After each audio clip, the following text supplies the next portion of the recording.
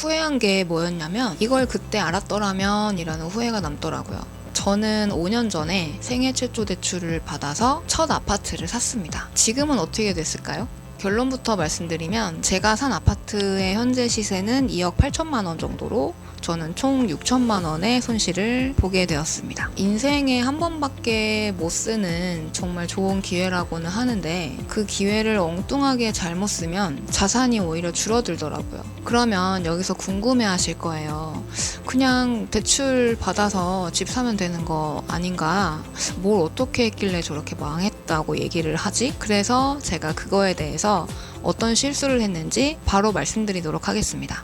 첫 번째는 아무것도 모르고 상승장에 들어간 거, 그리고 두 번째는 대출이 무서워서 적게 받은 거, 그리고 마지막은 이상한 아파트를 산 거거든요. 지금 생각해보면 이렇게 좋은 기회를 어떻게 이렇게 엉망으로 썼는지 후회가 됩니다. 그때는 부동산을 잘 모르고 관심도 없었어요. 집을 꼭 사야 되나? 그냥 이렇게 전세로 살면서 이제 재밌게 잘 살면 되지 않나? 이 정도였거든요. 그런데 전세 만기가 다가오는 시점에 하필 이제 지금처럼 시장이 한창 올라가고 있었어요. 그래서 매매 물건이나 전세 물건도 찾기가 어려운 시장이었는데 어느 날 이제 부동산 사장님한테 연락이 온 거예요. 매물이 하나가 나왔는데 이게 지금 딱 하나가 남았다고.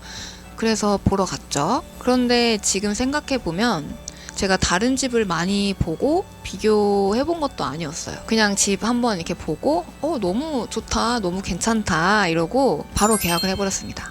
그때는 이제 매물이 이거밖에 안 남아 있으니까 저한테는 이거 놓치면 안 되겠다 라는 그런 생각이 들어서 그랬던 것 같아요. 지금 생각해보면 그게 저의 첫 번째 실수였죠. 집을 살 때 조급하게 사는 게 제일 위험하게 사는 거더라고요. 이제 특히 시장이 막 올라가고 있고 매물도 없고 그러는데 이제 부동산에서는 사장님이 이거 빨리 결정해야 된다, 빨리 계약금부터 넣어라 이렇게 푸시를 주면 내가 이걸 사는 게 맞는 건지 아닌 건지를 냉철하게 구분하기가 어렵거든요. 그래서 제가 만약에 다시 돌아간다면 절대 그렇게는 안 살 것 같고요. 적어도 2개, 좀 여러 군데 집을 비교해보고 기간도 조금 넉넉하게 가져갔을 것 같아요. 특히 부동산을 잘 모르시고 이제 첫 집을 사려는 분이시면 더더욱 그렇게 하셨으면 좋겠어요. 이제 많이 돌아다니고 시간을 쏟는 게 상황상 조금 어렵다면 최소한 3개 정도의 집은 보시고 비교해보시고 기간도 너무 촉박하지 않고 최소한 1달 정도는 두고 계속 보는 거. 그 정도만 했어도 제가 그렇게 집을 휩쓸려서 급하게 사진 않았을 것 같아요. 두 번째 실수는 대출이 무서워서 받을 수 있는 금액보다 적게 받았다는 것입니다. 생애 최초 대출은 인생에 한 번밖에 쓸 수 없는 기회이다 보니까 신중하게 써야 되는 건 맞지만 그렇다고 본인이 충분히 감당할 수 있는 금액보다 적게 받을 필요는 없다고 생각해요. 이건 순수하게 저의 개인적인 생각입니다. 제가 그때 샀던 집의 매매가는 3억 1천이었고요. 전세금이 1억 5천이 있었고 여기에 이제 대출을 1억 7천만 받아서 집을 샀어요. 당시에는 대출을 많이 받는 게 무섭기도 했고 처음이니까 왠지 받으면 안 되는 그런 느낌 있잖아요. 빚은 최대한 없는 게 좋은 거 아닌가? 약간 이런 생각이 컸던 거죠. 그런데 지금 생각하면 진짜 너무너무 후회가 되는 거죠. 왜냐면 집을 살 때는 단순히 대출이 적으면 좋은 거, 대출이 많으면 위험하거나 안 좋은 거, 이게 아니더라고요. 내가 받을 수 있는 대출금은 얼만지, 내가 가지고 있는 돈은 얼만지, 그리고 매달 원리금을 얼마나 갚아야 하는지, 그 금액을 갚으면서 내가 생활이 가능한지를 같이 계산을 해봐야 되는 거였어요. 물론 지금은 대출 규제가 좀 심해지고 있어서 예전처럼 원하는 만큼 받기도 어렵고 한도도 줄어든 걸로 알고 있어요. 그래도 대출 한도, 내가 갖고 있는 자본금, 그리고 매달 원리금 이런 걸 정확하게 계산을 해보고 내가 감당할 수 있는 그 한 안에서 최대한 활용하는 게 되게 중요하다고 생각합니다. 제가 만약에 생애 최초 대출을 다시 받을 수 있는 그때로 돌아간다면 저는 다 먼저 계산을 해보고 감당이 되는 금액의 최대 그 범위를 받았을 것 같아요. 그래서 서울이나 그게 안 되면 경기도, 좀 상급지로 더 좋은 입지로 들어갔을 것 같아요. 그때는 내가 공부를 이제 안 해서 잘 모르니까 약간 대출에 대한 적대심이라고 할까요? 내가 활용을 잘 못해서 그런 건데 무조건 대출은 안 좋아 라고 생각을 했던 게 저의 패착이었던 것 같고, 지금 생각해보면 내가 쓸 수 있는 레버리지를 어떻게 더 잘 영리하게 쓸 것인가가 더 중요한 거였더라고요. 그리고 마지막 세 번째입니다. 이거는 사실 제가 지금 생각을 해도 너무 아찔한 실수인데요. 저는 진짜 이상한 아파트를 사버렸어요. 제가 산 곳은 이제 대전에 관평동이라는 곳이 있는데 거기에 이제 대덕 테크노밸리가 근처에 있는 약간 준신축 아파트였고요. 심지어 1층이었습니다. 물론 그 당시에는 나름의 이유가 있었어요. 그때는 아기가 어렸어가지고 1층을 선호를 했고, 직장하고도 되게 가까웠고, 바로 옆에 초등학교, 중학교가 있어가지고 일을 이제 직장 생활을 하면서 애를 한 10년 동안 여기서 키우면 되게 괜찮겠다 싶었던 거죠. 그리고 무엇보다 그때는 드디어 내 집이 생기는구나, 우리 집이 생긴다 라는 자체가 너무 좋았던 것 같아요. 마냥 좋았어요.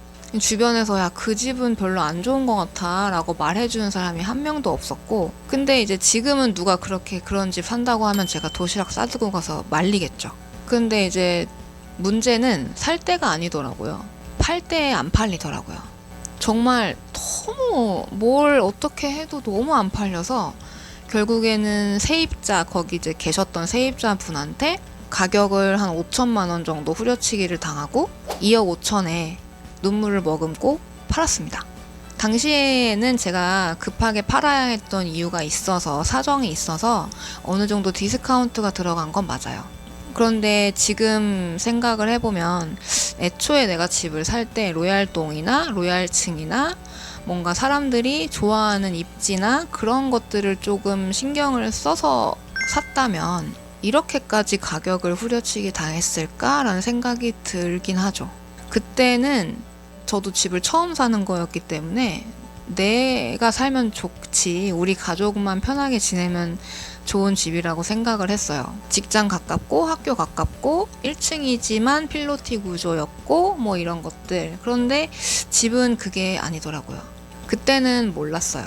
저는 거기서 살면서 정말 만족하면서 잘 지냈거든요. 그런데 막상 팔려고 보니까 그때는 보이지 않았던 문제들이 하나씩 보이기 시작하는 거죠. 집은 내가 좋은 기준으로만 생각을 해서 사면 안 되는구나.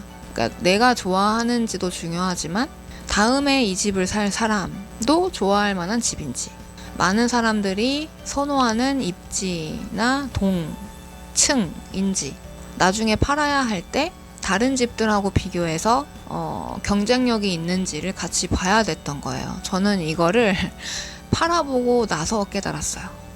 그래서 지금 생각을 해보면 제가 생애 최초 대출이라는 정말 좋은 기회를 가지고도 그걸 200% 제대로 활용을 하지 못했던 것 같아요.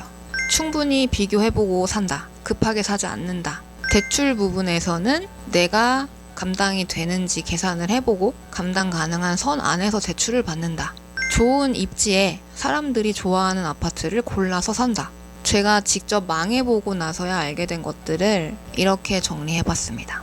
그러니까 여러분들은 이 영상을 보시고 인생에 한 번 오는 기회를 정말 황금 같은 기회로 잘 만드셔서 10년 후에는 여러분의 자산이 훨씬 불어나게 만드셨으면 좋겠습니다. 저의 생애 최초 대출 후기는 여기까지고요. 오늘 영상이 여러분이 첫 집을 선택하는 데 있어서 조금이라도 도움이 되었으면 좋겠습니다. 다음에 더 좋은 영상으로 찾아뵙겠습니다. 시청해주셔서 감사합니다.